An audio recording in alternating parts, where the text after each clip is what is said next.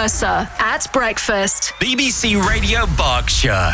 Here we are, Monday morning. Very good morning to you. Welcome to the show. Now, you'll probably remember the death of Ruth Perry. She was the head teacher of Caversham Primary School and took her own life after learning that the school was going to be deemed as inadequate by Ofsted. Ofsted is the organisation which inspects our schools.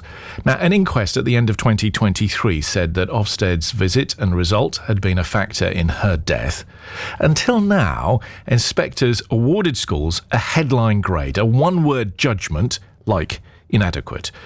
But that is all about to change. And today, Ofsted are launching a consultation on the new report cards that they want to bring in for schools that'll replace the one-word judgments. Here's BBC Radio Berkshire's Katie Tyler to explain. Outstanding, good, requires improvement and inadequate. These words are due to be scrapped from September in favour of a new system of school report cards. Ofsted say these will give better information to parents in a simple format, as well as driving higher standards for children and learners. They include a colour-coded 5-point grading scale to evaluate more areas, along with short summaries of an inspector's findings in more detail. It's also proposed that Ofsted will no longer carry out ungraded inspections of state-funded schools. This means every school will know that its next routine Ofsted inspection will be a full graded one. All schools with an identified need for improvement will receive monitoring calls and visits to check that timely action is being taken to raise standards. From today, inspectors will be speaking to parents, carers, teachers and pupils to find out what they think of the new plans. Edmund Barnett-Ward is a parent from Caversham Primary School where Ruth Perry was head teacher and has been campaigning for an end of the one-word judgments and has been telling me what he thinks of the proposals. I'm afraid it seems very much like it's more of the same. It's true that the descriptors, the one-word descriptors, have been done away with, but they've been replaced with equal descriptors. It's like Ofsted just got their thesaurus out. Instead of requires improvement, we've got attention needed. Instead of inadequate, we've got causing concern. Instead of good, we've got secure. Instead of outstanding, we've got exemplary. And to me, it just seems like it's more of the same. There are more of them, and they're subject-specific within a breakdown, so it's not like there's one word summing up everything now. That gives you a bit more information, doesn't it? No, indeed, the system is a fusion of two things I'm not sure that go together particularly well. So how you see the report will be in these short summations with different areas of the inspection represented on a table that's colour-coded. But to get to the more detail, you have to click on each of the judgments, and then that opens up another pane which gives you a more detailed look at what's happened. And I do think when you look at the consultation, Ofsted are asking people to feed back, and all of their questions are based on what is the best grade point system we could use, rather than asking whether they should be using a grade point system at all. Yeah. Just on that, Edmund, let me just play you a little clip of Sir Martin Oliver, who's talking around that and asking parents to help them make the right choice. You might be a parent of a child who's got special educational needs, or you might be a parent that thinks, well, actually, my child really, the pastoral care, the sense of belonging in the school really matters to me, and will my child fit in? What's that like? And because we can break all of those component parts down and present it really simply to parents, they'll be able to distinguish better between schools. So he is saying that this, hopefully, he thinks, will help you work out, whether the school is going to fit the bill. I'm not... Yes, there's more detail, and I think more detail is welcome.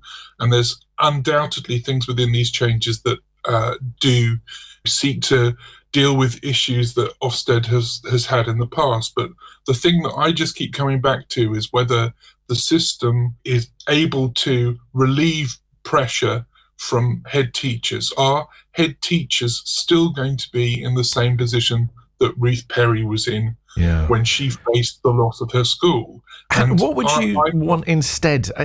How Because this is an important thing, that schools are checked and, we know that they are doing everything they're doing in the right way, and parents need to know that information. So what would you do instead? Absolutely, but I think that one of the most disappointing things is that often you hear, and in fact in Ofsted's own material, in the introduction to their consultation, they talk about education achievement. And in this situation, I would be looking to systems around the world that we would seek to emulate, that you'd need to look and see how other people do the whole process of school accountability, and whether there isn't a better way of doing it than simply sending inspectors in to find faults, because I'm pretty sure that there is another way of doing it, that it just seems that we're stuck on this same model of inspection and we're not able to look further than that at alternatives to that model. Edmund, thank you so much for coming on this morning. Edmund Barnett-Ward there, parent, Caversham Primary School. Let's just hear a little bit more on this from Tom Middlehurst. He's Deputy Director of Policy at the Association for School and College Leaders. Obviously, a lot of this pressure is because of the Ofsted regime and what it does to those who are teachers and heads, and the pressures that it brings to those working in the schools. What's your thoughts on this report card system? Morning, Phil. Yes, I agree with everything that Edmund said. When the inquest and the consultation after Ruth Perry's death happened, Ofsted said they wanted to achieve two things, which was around better information for parents and a more proportionate inspectorate for head teachers. And unfortunately, I don't think the proposals that have come out today achieve either of those things. I think this is going to make it more confusing for parents. Whether your child is in a secure school or a strong school or an exemplary school, that's very, very complex, very, very hard to get right in the 2-day inspection. And also, it's going to put enormous amounts of pressure and stress on head teachers, which is exactly what the inquiry was trying to move away from. The inspection regime, they're now saying they will make sure they go back if a school is found, in the old inadequate terminology, then they will go back very quickly. Does that not add a bit of reassurance that they're not just going to leave a school dangling?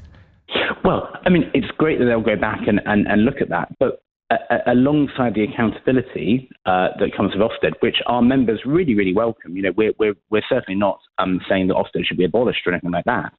We're very clear that there should be accountability for schools. There has to be support and there has to be investment. We have a massive teacher and leadership recruitment and retention crisis at the moment, and this is only going to make that worse. We are putting a more punitive system on an already really beleaguered sector. So do you think we need a cultural change with the inspectors? I don't think it's about individual inspectors. I think they do a very good job at using the inspection system that they work within.